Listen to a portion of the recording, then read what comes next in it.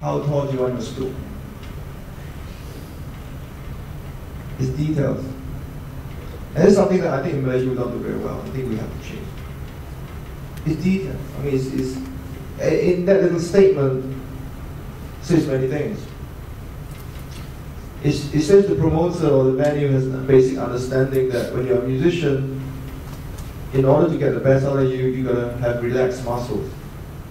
You can't sit down there trying to hold on to a chair, trying not to fall off. You can't play well that way, you know? And it looks not very cool. So they know that very basic principle, which is get your acts comfortable. And if your act is comfortable, they perform well. If they perform well, your audience are happy. The audience are happy, they come back again. So it's very basic things, and I think we don't do that too well here. And I think that's that mindset that will change. So I can't answer your question because I don't think like that. I don't think, oh, what I'm going to do to change things. No, I seriously don't think that. Neither does Yasmin Ahmad, whom I used to work very closely. We just stay very focused and say, you know, this is the next film or this is the next album, this is the music we're doing, and make sure it's as good as we can make it. And we don't make the best films or music in the world, of course. We don't. And nobody does. But you do your best, and you do what? Within your circumstances, represents good work. You look at Undila, is it the best film you ever seen? No. What's it not? Is it the most interesting piece of music you ever heard? No. It's kind of, well, I would say boring, but yeah. Is 15 Malaysia, or is it really interesting? Well, I'll tell you what, I told you nothing new in 15 Malaysia. All this probably talk to you about 15 Malaysia, like corruption, like pedophilia, like, you name it.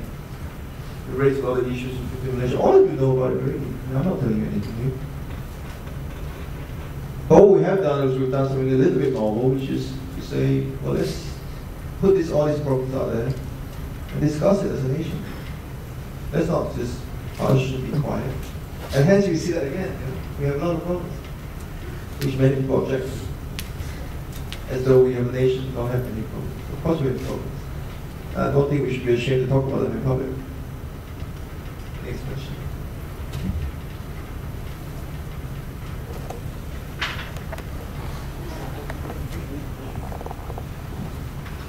What was your biggest inspiration inside? All right. Hi. I just find it interesting that you said that your passion was in the creative arts and you like music, right? But you went to a London School of Economics doing law. So like, it wasn't your passion, right? So I bet it was painful, but like, how did you manage to survive the uncreative period during your life in school? That's a very good question. I came close to playing myself about 5 times. No, I think you've got to keep curious. I think my passion is in the arts, but I'm not one of those who look at the arts as the be-all and end-all of everything. I think there's value to most human activities, even stockbroking. There is value to economic production and any activity that generates economic production. There's value in learning about the law. We have lawyers here. The law is an incredibly important part of society. So I always tell artist friends or young artists asking me, similar questions. But they tend to ask it the other way around, which is, what do I do to write a better song? I said, well, you're looking at me, I write crap songs. I say, you want to be a better songwriter or better actor or better director or better whatever painter. It's actually just as important to practice your craft of music as to live and do other things. So if you want to be a writer, it's probably more important that you go and collect garbage for it. It's true. Rather than just read, or is right. Go and go with a volunteer organization. Get to know people. Because whatever you write, whatever you express is about life. Whatever you're going to express that has any value at all. It's about the human condition, it's about life. And you don't respect the human condition in all its different facades. You know, not everybody can be an artist, not everybody wants to be an artist. Doesn't mean their life is meaningless. You have to respect people's choices. And that's one of the reasons why I think Yasmin Ahmad is a great director, because she has that. You know, it doesn't mean that because you're a punk guy, you don't respect a classical music guy, or rather you don't respect a painter. I mean, they all come from the same source. It is the same, different expressions of the same thing. You must remember that. So when you go through questions such as, you know, how can I go through law school whilst being an artist? Well, I was interested in the law. You know, I was interested in society. I was interested in how society regulates the law, how normative standards are set. Whether through a process of law or through a process of custom, through a process of convention, through a process of, you name it, you know. And that, you won't believe it, right? That's where understanding helps make things like this. Because what it does do is that you understand what normative standards are.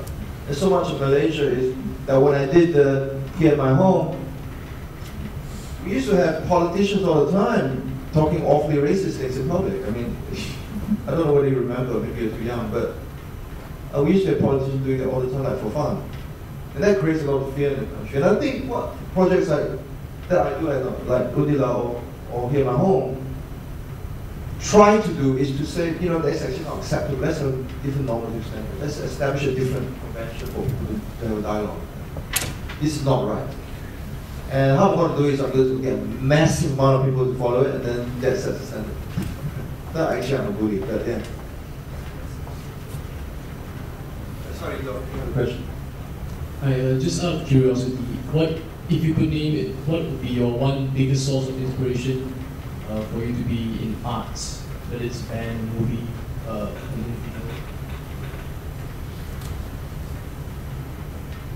death.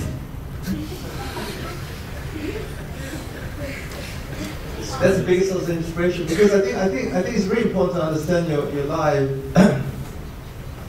even now, knowing that you're going to die someday. And at the moment of death, and this is sobering, and I mean this seriously, I'm not just joking. At the moment of death, imagine you're on a deathbed at the age of 126. Because you know, health care. At the age of 126, you look back on your life, on your deathbed, you hopefully your family around you, your son who is 92.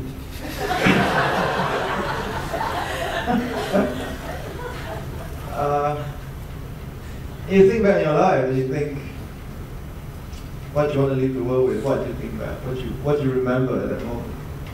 That's what drives me. It's not how much money I've got. It's not any of that. And it's a personal choice. I perfectly respect the choices you're going to choose the other one, right? That's not my choice. My choice is, you know, I don't want to look back and say, oh, I've done to make a bunch of money. I look back and I want to feel proud of what I've done. Obviously, I want children and so on and so forth, offspring, sprogs, to feel proud of what I've done. And that's the only really inspiration. I'm not limited by form. I'm always cat because I'm a musician, but I don't really think like a musician. I make film, but I don't think like a film. I cross borders all the time. That's why I keep getting suspended from school. You know, like rules.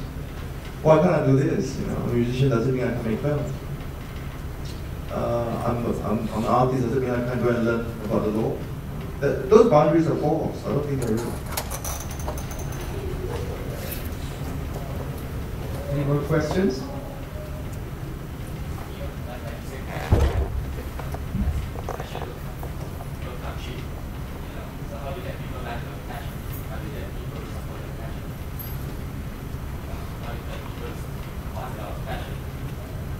Well, in some of these projects are not funded. You know, like Udila are not funded, so everybody did it for free, so everybody did it It's passion that drove it. 160 people make only them. Not all of them are in front of the camera. Most of them are behind the camera, in technical roles and all that. And nobody was paid doing it. I wasn't paid. Here at my home, and funded entirely the same way. Nobody got paid. And that one was over 200 people. I think if you do things the right way, if you mean what you do and you're passionate, you tend to attract the same type of people anyway. And the rest is about having the maturity to understand that this is not about you. This is not about just you. This is about teamwork. This is about resource sharing. If you don't have money to buy something, then for example, if you have a big budget, you got to hire these people. If you don't have any budget, well, then you need people to work for free. And what is the fuel, what is the glue that makes people work for free? Again, it's passion. It's everybody share the same passion. Every single one of those 160 people who help us make Manila believe in democracy, believe in widening democratic participation in Malaysia, believe that younger people should go and vote. Because in the future that we have in this country, we need people to be more thoughtful about their country and take action. I don't care who you vote for, but you have to express yourself at the ballot box. That's a very important thing, because we cannot, this country has many problems, we keep saying that. And we cannot afford for people in this country to sit back. And the most basic form of taking action and taking responsibility for your country is actually voting. It's very simple. Making a call, I prefer BN or I prefer PR. And voting. That alone, I can tell you, if all of you go and register, and the average age of the electoral roll in this country drops like a stone, so that you no longer become very old, you become in the 20s. The average age of people who vote in their 20s. That alone will change public policy. That statistic will be well known. And that alone will create a responsive government to your needs. So it's a very important thing. So please register people. To my plug, I'm sorry, yeah. Anything else? Yeah.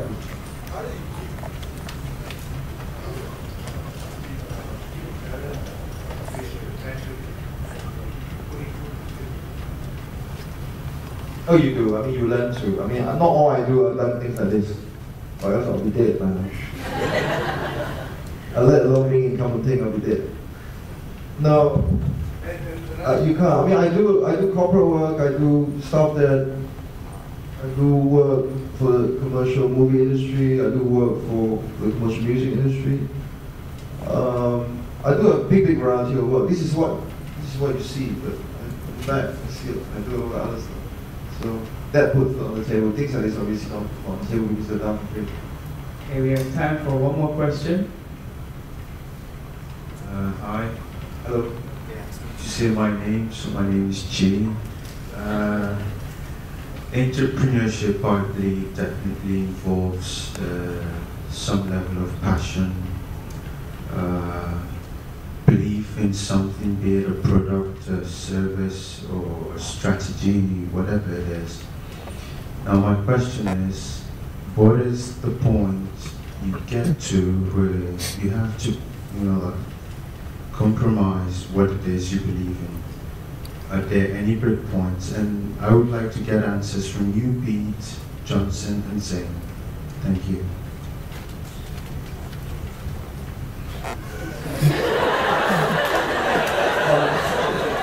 What is the question?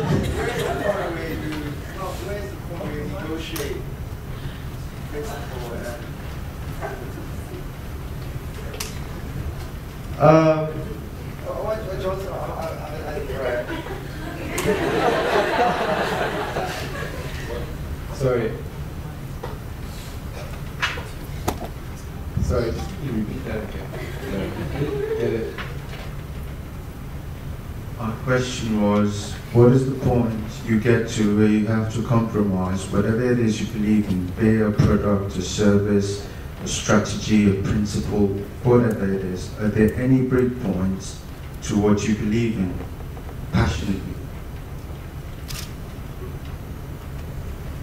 I think, to be very, very honest with you, I don't know. I'm still searching for that point. You know, I'm just starting out at 30, like I said earlier. And so I'm still discovering, you know, what exactly is it. But I would assume that the point would be where I realize that whatever I'm trying to do will be irrelevant to making a difference. Then maybe I'll change. Yeah. Does that answer your question?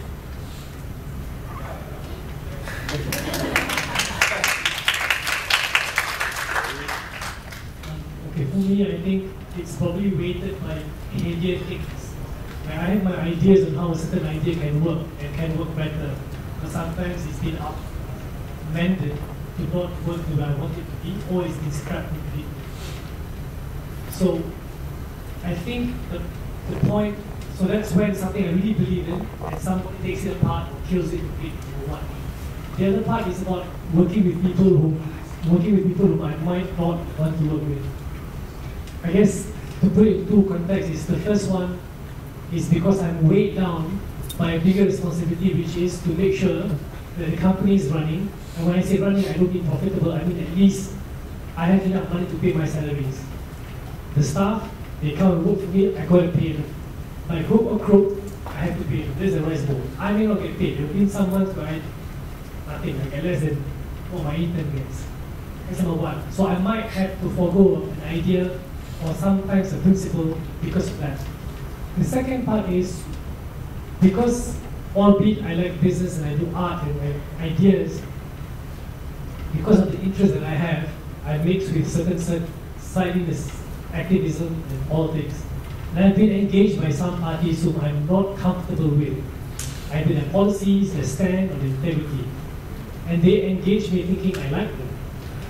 And you know, if somebody offers you a hand, I'm obligated to extend my hand, and instead of giving a fist, a clenched fist, I extend my hand and shake hands and stop.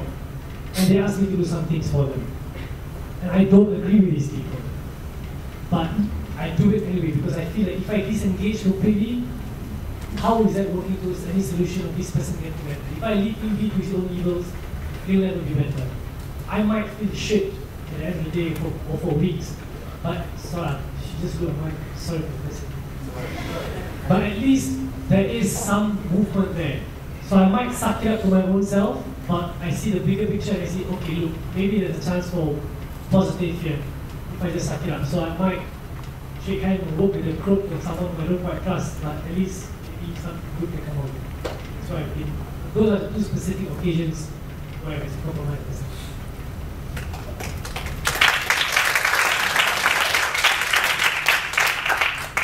I think it's a really good question, to be honest with you. I think it's also a very difficult question to answer. And I think it's a very difficult question to answer because you can't really generalize. I think that particular line, where you compromise or not, vary from person to person. I think there's no right answer. I think even within the same person, they vary as you get older. I mean, today I could sit out there and answer a question like, what's your favorite woman? I could. I'm socially trained to it. Somebody sat me down and whipped me for it. When I was 25, I couldn't. I thought it was beneath me, it was stupid. That's a very good illustration of how within a person you can actually change over time. I think you have to find your way, you know. I think my guide is always you sleep soundly at night. Serious. I mean, I don't mean that to joke. I mean, have you made a decision? Are you comfortable with it? Are you bothered by it? You know, I believe most people have good instincts. And most people have good instincts here. And if you're comfortable with what you're comfortable with it, and that's the best you can do. I don't think I can, anybody can see and tell you, this is where you compromise, this is where you don't. Because the situation is so fluid, so you can't help. So just let your tummy bite be your guide. And you find that actually the benchmark will move as you get older anyway. You change. As you get older, how you look at things, it will change. Yeah?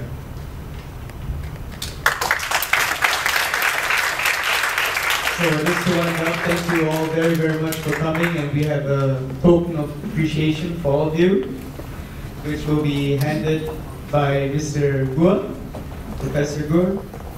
Yes, it is. Thank you.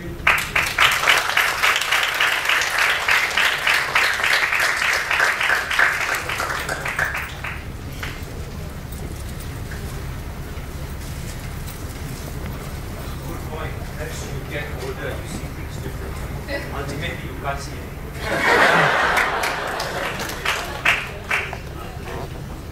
Okay, great. Thank you very much.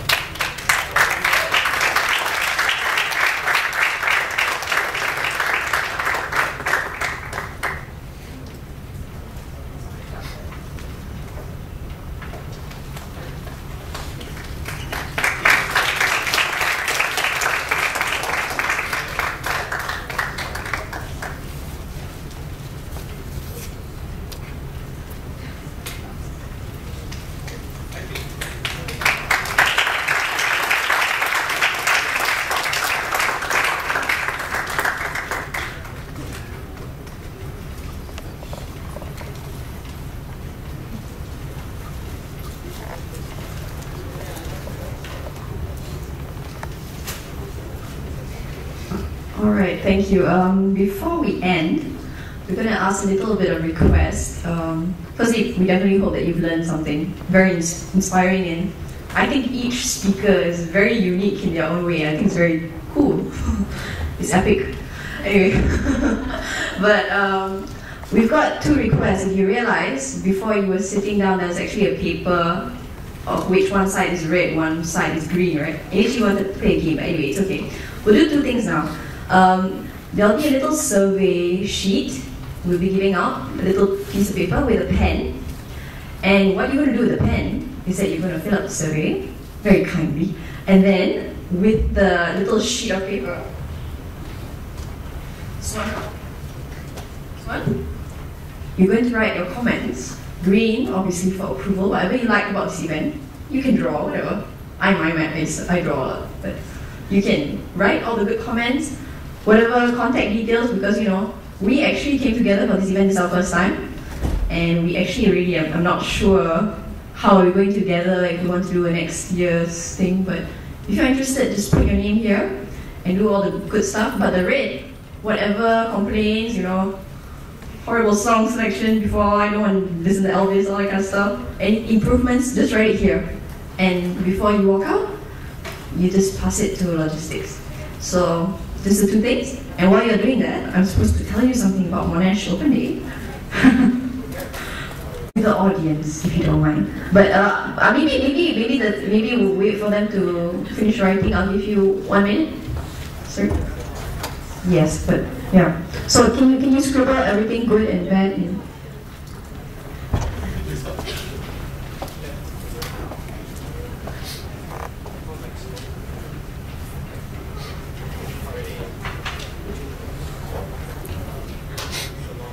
So I'll give you 60 seconds. Hurry up.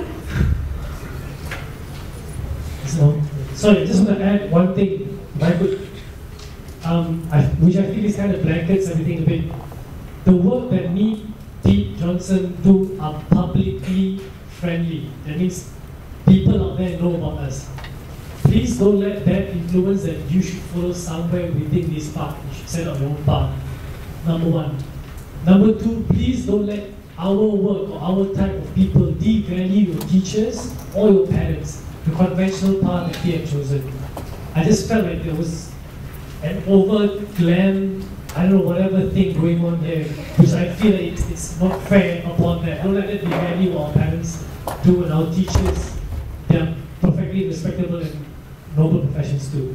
I just thought but there's nothing that prevents us from being better than those before us, i.e. here or your parents. I just want to put that on.